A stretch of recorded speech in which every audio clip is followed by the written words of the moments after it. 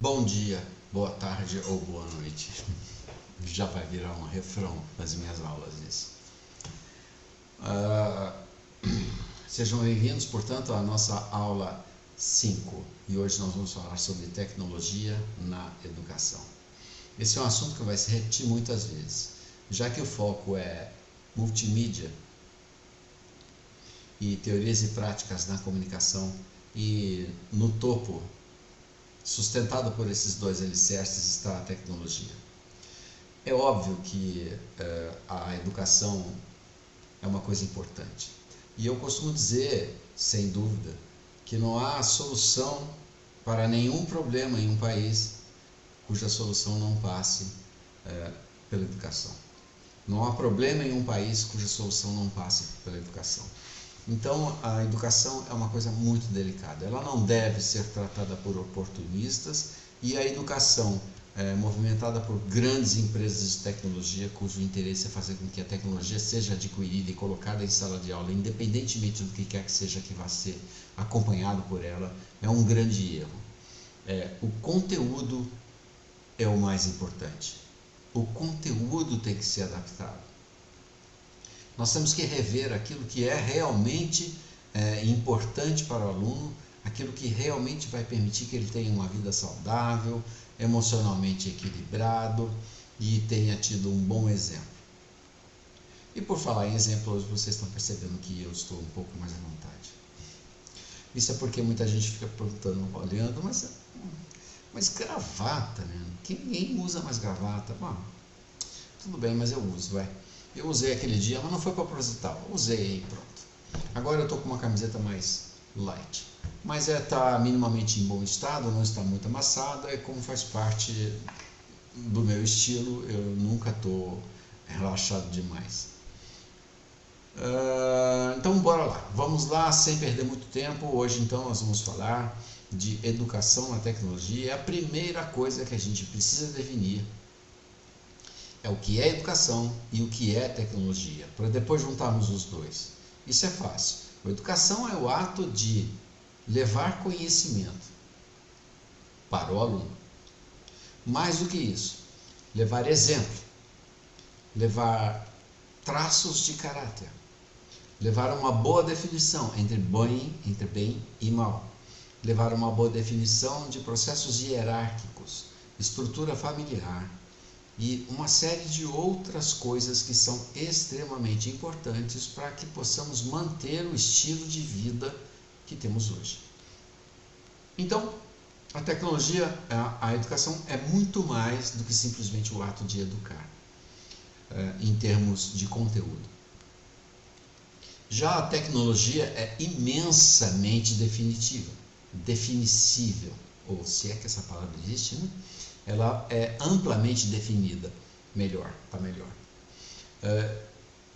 Sendo assim, tudo o que é ferramenta e que é usada pelo ser humano com um propósito específico é tecnologia. Então veja, tecnologia não é apenas aquilo que tem um processador embarcado, ou tem uma série de componentes eletrônicos, ou tem um software rodando lá dentro. É também.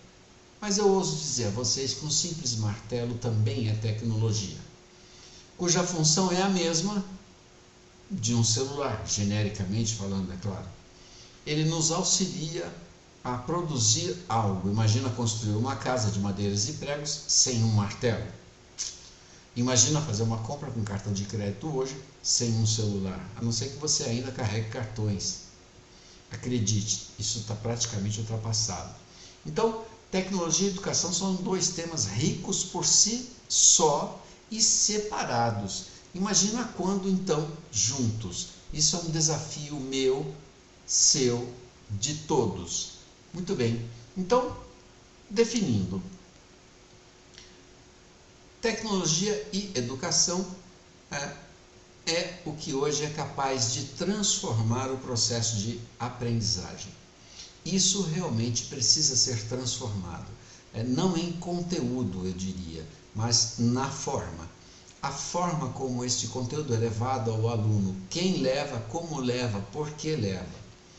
Eu estive num congresso nos Estados Unidos há não muito tempo e eles falavam sobre inteligência artificial cognitiva. Nós não falávamos de inteligência artificial como a que está nos sendo oferecida por muitos sites na internet, e um deles se tornou muito famoso, o GPT.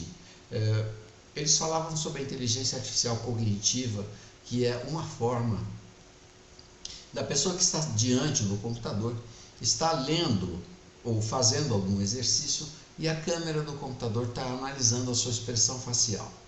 Com base em milhares de outros rostos já arquivados e de diversas formas, em ambientes e contextos diferentes, a inteligência artificial vai classificando se o seu grau de objetividade, consequentemente, de aprendizagem, de assimilação do que está sendo feito, está alcançando o fim a que se destina.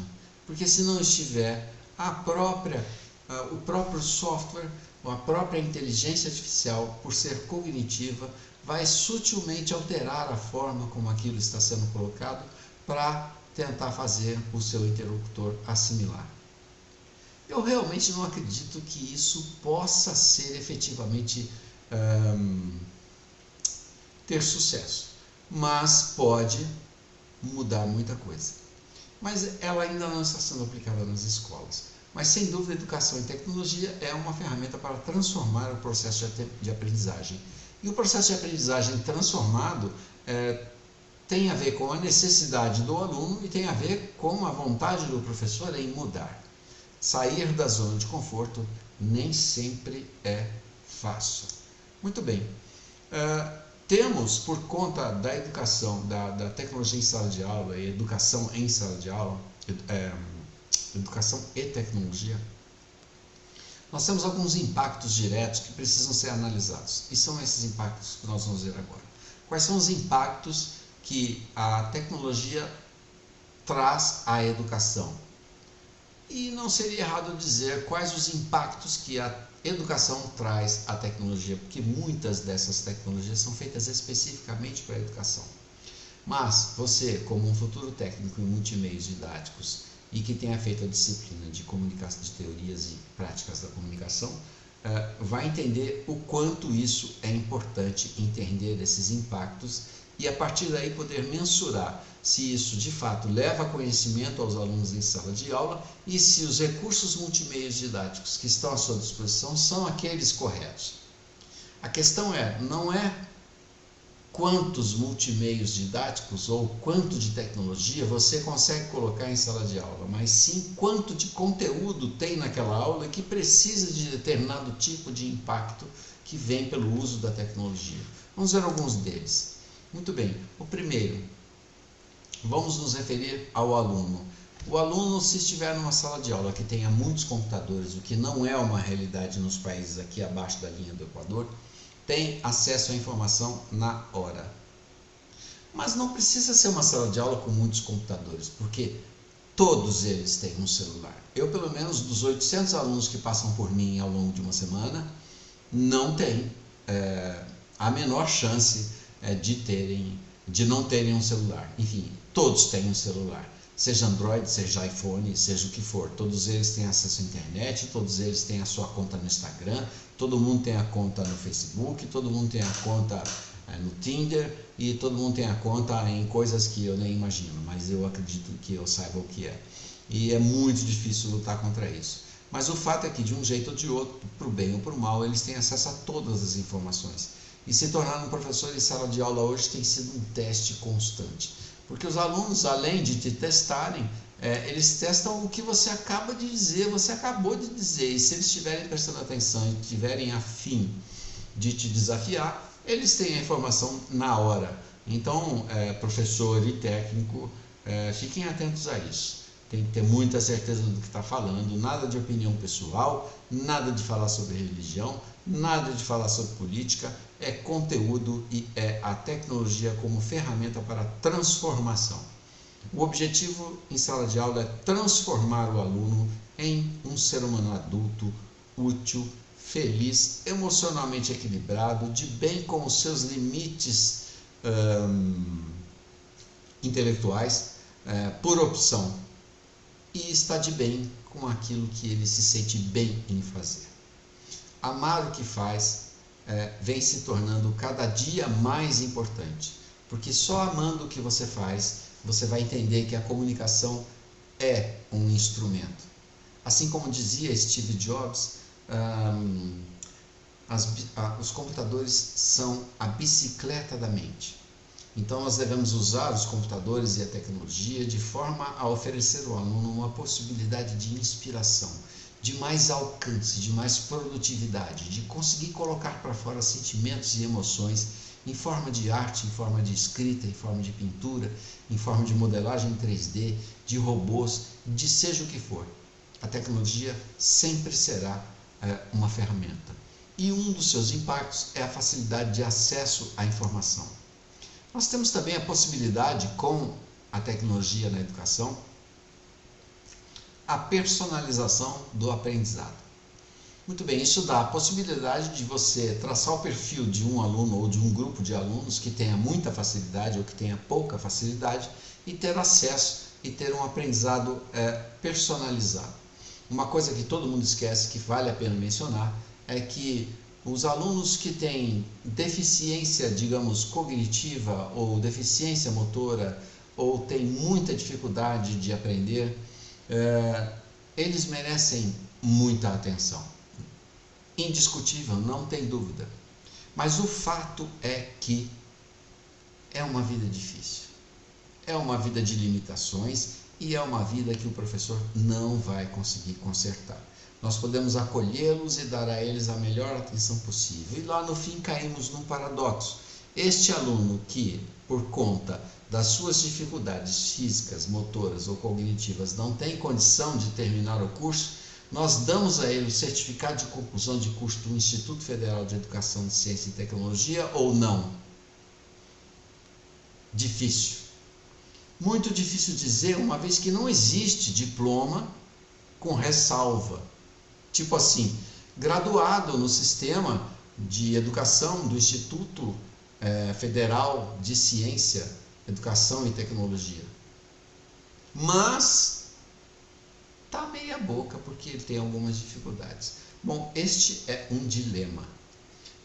Mas antes de chegar lá, esse aluno deve ter todo o apoio necessário. Mas uma coisa importantíssima que muitos de nós esquecemos e vale mencionar, e eu quero que vocês levem isso como uma missão. Observem os alunos necessitados, mas não pensem que necessitados são apenas aqueles que são vítimas da sociedade por dificuldades domésticas, por dificuldades cognitivas ou por qualquer tipo de dificuldade física. Aqueles que precisam da nossa ajuda também fazem parte de um grupo daqueles que têm uma capacidade mental muito maior do que a média. Estes alunos precisam de um tratamento diferenciado. Eles farão o futuro. Então, se nos concentrarmos demais e só naqueles que são excluídos por conta de alguma deficiência, acabamos abrindo mão da possibilidade de oferecer um avanço maior àqueles que têm uma capacidade mental maior, uma possibilidade de assimilação melhor, e eles mesmos acabam não sabendo e saem de lá como uma pessoa comum. Eu mesmo conheço alunos brilhantes, eu percebo que são brilhantes pela forma como fazem as coisas, e muitas vezes eu não sei como lidar com eles, eu não sei dar a eles uma coisa mais difícil. Enquanto que, por outro lado, para os outros, aqueles necessitados principalmente, eu acabo dando uma coisa mais fácil. Isso seria a personalização do aprendizado. Então não nos referimos apenas àqueles que têm dificuldades no aprendizado. Muito bem. Vamos encontrar também o aprendizado social e colaborativo. Bom, esse aprendizado social e colaborativo é muito interessante, porque por meio das grandes redes sociais ou por meio da instrumentação do Google, por exemplo, o Google Classroom, isso oferece uma interatividade entre alunos e dentro de um contexto de produtividade muito grande. Um trabalho em grupo bem feito, 4 alunos em diferentes lugares da cidade podem trabalhar no mesmo texto ao mesmo tempo. E uma forma que cada um colabora à sua maneira na produção daquele texto. Isso é bonito, mas eu não sei se é realmente produtivo, porque todo trabalho em grupo sempre tem um que faz mais. Mas isso é porque há muitos que fazem menos? Não, a explicação é simples. Embora uma das habilidades muito exigidas hoje nos processos educacionais, principalmente com o advento da tecnologia, é a capacidade de... São novas habilidades, principalmente as habilidades de trabalhar em grupo. Mas o fato é que existem pessoas que não se adaptam ao trabalho em grupo. As pessoas, elas fazem o trabalho em grupo e fazem bem feito, e fazem sozinhas. Deixe que façam. Muito bem, então o aprendizado social e colaborativo existe nesse sentido, é a facilidade e a possibilidade de trabalharmos em grupo sem nenhum tipo de dificuldade, de elemento dificultador. Prosseguindo, temos ninguém mais do que vocês para saberem todos os recursos interativos e multimídia. Eu me refiro especificamente aos recursos tecnológicos computacionais inseridos dentro de sala de aula. Numa sala de aula comum, além do celular do aluno, se você não tiver como cada um usar o seu celular, vai ter que prendê-los a atenção num quadro onde você escreve coisas. Ou numa projeção multimídia. Se essa projeção não obedecer parâmetros simplistas e técnicos na produção dos slides, você vai ter uma coisa muito chata, como eu já disse anteriormente. Então isso é muito importante que seja bem feito. Temos as lousas interativas, já tive a oportunidade de trabalhar com várias delas e devo dizer para vocês, aquilo é um investimento que não tem retorno. Embora você possa fazer muitas coisas com aquilo, o professor precisa estudar muito aquilo, porque não é tão fácil de usar. E, por não ser tão fácil de usar, acaba sendo usado simplesmente como um quadro comum. Então, ainda voltamos ao mesmo ponto. O que é que está sendo usado para colocar naquele quadro que é interativo? Isso é para pensar. Muito bem. E aí temos aqui um textinho um pouquinho maior, que não é da minha natureza, mas acabei colocando aqui. A desigualdade de acesso à tecnologia e à internet é uma preocupação importante, já que nem todos os alunos têm as mesmas oportunidades de usar a tecnologia para aprimorar sua educação. Além disso, é essencial garantir a segurança e a privacidade dos alunos ao usar tecnologia em sala de aula. Muito bem, gente, vejam só isso aqui. Já que nem todos os alunos têm as mesmas oportunidades de usar a tecnologia para aprimorar sua educação. Gente, tem aluno que não tem bicicleta para transporte na escola. Tem aluno que sai de casa sem comer. Tem aluno que não toma banho porque o pai não deu conta de pagar água de luz. Tem muitas exceções, não dá para tratarmos todas. Existe uma linha que nós devemos seguir e tentar ajudar aqueles que não conseguem seguir. Ter ou não ter um computador em casa? Olha, eu vou dizer uma coisa para vocês. Se estudar em tal escola requer impreterivelmente um computador em sala de aula, então a escola tem que dar o computador.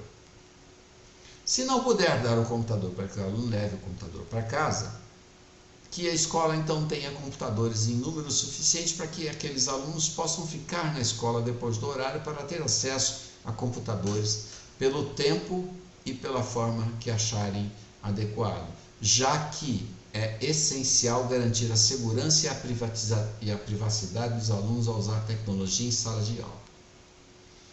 Muito bem, se a escola não deu o computador, tem computador em sala de aula, baseado nessa frase. Agora, é essencial garantir a segurança e a privacidade dos alunos ao usar tecnologia na sala de aula. Gente, é muito complicado para um técnico em multimeios didáticos, para um professor, levar em consideração essas questões, inclusive a questão da lei de proteção aos dados sensíveis e uma série de coisas que advêm do uso da tecnologia com menores. Eu deixo a seguinte pergunta. A tecnologia em sala de aula e na educação, eu não deixo uma pergunta, é uma afirmação, tá? Desculpe. A tecnologia em sala de aula e na educação é um instrumento.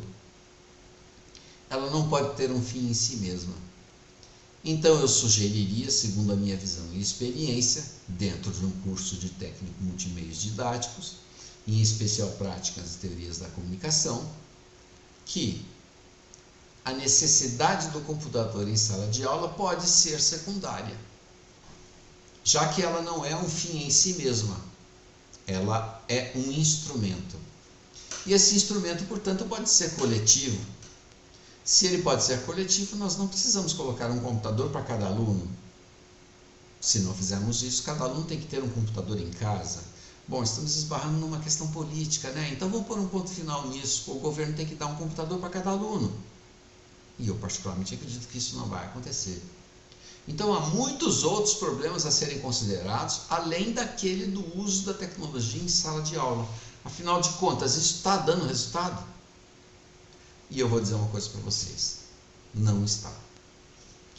Existem estudos na Universidade de Harvard e outras universidades de bastante renome em outros lugares do país, como Finlândia, Canadá, Suécia, países avançados na questão da educação,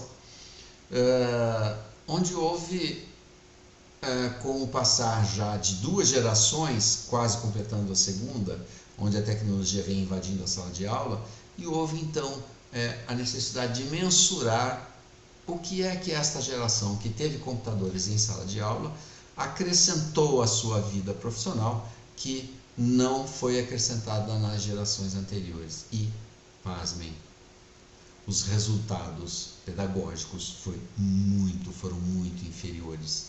Muito inferiores. Então, a gente precisa entender como isso está acontecendo. Então, vimos o impacto direto, vimos alguns pontos, como a transformação do processo de aprendizagem e outros elementos. Fica por aqui então a nossa aula de educação e tecnologia, e por favor leiam os textos, porque lá tem um complemento muito grande, e quem quiser se aprofundar um pouco mais, eu separei, pincei delicadamente textos não, porque a maioria deles foi eu mesmo que fiz, mas eu pincei vídeos muito bons para serem vistos em sala de aula, para serem vistos em casa, né, ou no horário que vocês acharem adequados, que complementam o conteúdo da aula. Muitos desses vídeos, se não todos, o conteúdo é complementativo. Eu não vou cobrar de vocês esse conteúdo na prova final. Não tenham, por favor, medo da prova final. Apenas cumpram esse processo pelo qual todos nós temos que passar. Cumpram a presença no fórum, cumpram as respostas. O curso tem uma quantidade de informações suficientemente para dizer que é um processo de imersão. Eu sei que muitos de vocês trabalham e não têm tempo, mas sem um pouquinho de sacrifício nós não vamos conseguir muita coisa.